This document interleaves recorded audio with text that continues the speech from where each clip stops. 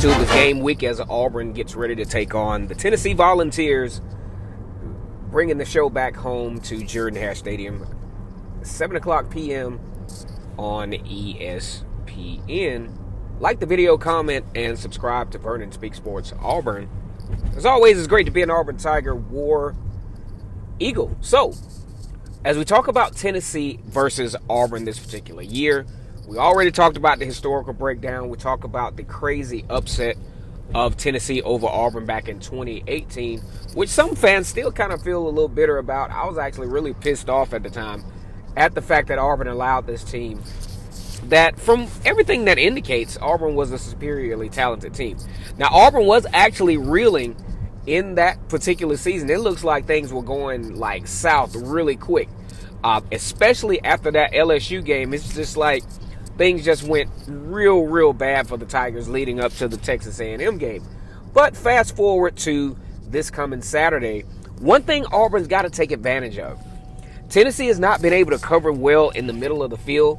They're really big on missed assignments to the point that they've given up 32 big plays. And by big plays, we mean plays over 20 yards or more. Tennessee was actually better at this the year prior, but this year, oh man, they're giving up some big plays. Now, who are the guys that we are going to be looking for to continue this, to help Tennessee continue this trend, which is very problematic?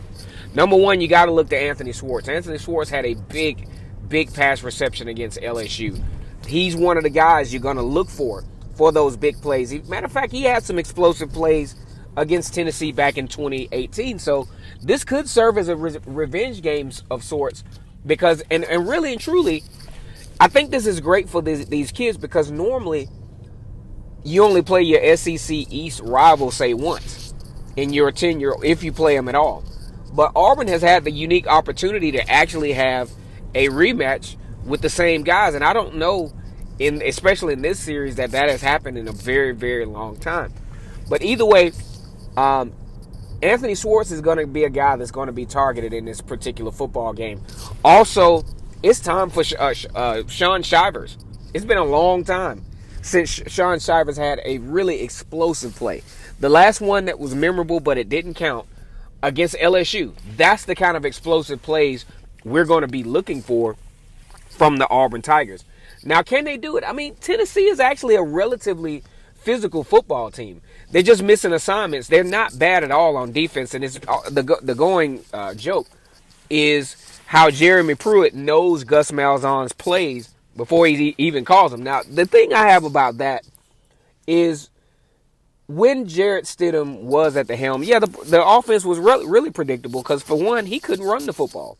This offense is predicated on the quarterback's ability to get the defense off balance by running the football.